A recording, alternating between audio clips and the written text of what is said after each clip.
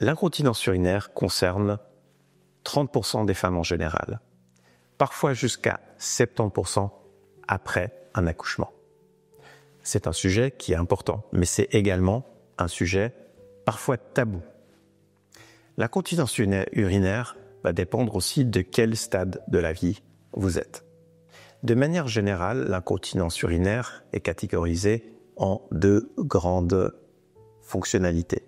L'incontinence urinaire d'effort, c'est-à-dire le fait d'avoir des fuites. Si vous toussez, vous rigolez, sautez la corde, vous allez courir. Vous êtes obligé de mettre des protections parce que ça ne tient plus. La deuxième forme d'incontinence est l'incontinence urinaire d'urgence ou urgenturie. C'est le fait d'avoir cette sensation d'avoir tout le temps besoin de faire pipi. Les mécanismes sont différents pour chacun. Je vais détailler l'incontinence urinaire d'effort. Celle-ci est due à un problème structurel du plancher pelvien et du sphincter de la vessie. Il est souvent consécutif, après l'accouchement, à un étirement de ce sphincter, étirement des nerfs, et du coup, la fermeture de la vessie se fait moins bien.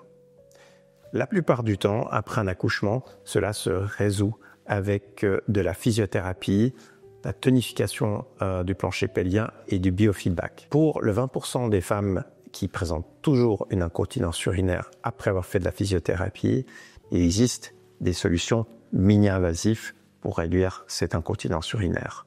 Certains vont être de venir réduire le diamètre de l'urètre, d'autres vont être de venir soutenir la partie du sphincter. Toutes ces interventions vont pouvoir être faites de manière mini-invasive en ambulatoire et ne durent que quelques dizaines de minutes.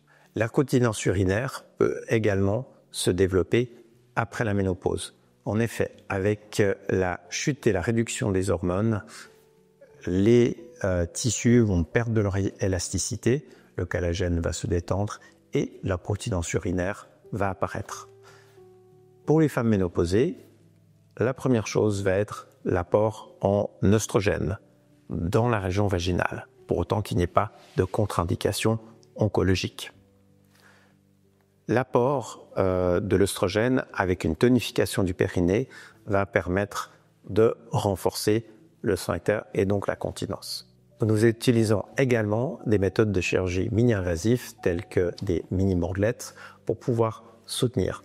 C'est des interventions qui prennent 15 minutes environ et qui permettent un retour à domicile quelques heures après l'intervention. Pour l'incontinence urinaire d'urgence, il est important de voir qu'il n'y ait pas une inflammation chronique de la vessie, de traiter les infections urinaires, s'il y en a.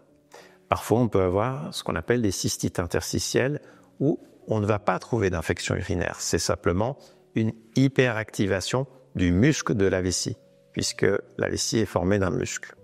À ce moment-là, ça peut être de donner dans un premier temps des bêta-mimétiques, c'est des médicaments qui vont relâcher cette hyperactivité.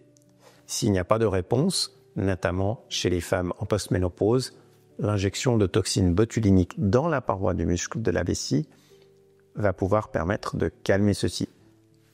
Là, à nouveau, c'est une intervention mini-invasive qui prend moins de 10 minutes et qui va permettre de calmer cette hyperactivité. Quelle que soit la cause de cette incontinence, il est important de déterminer l'origine profonde. N'hésitez pas à consulter si vous vous sentez concerné.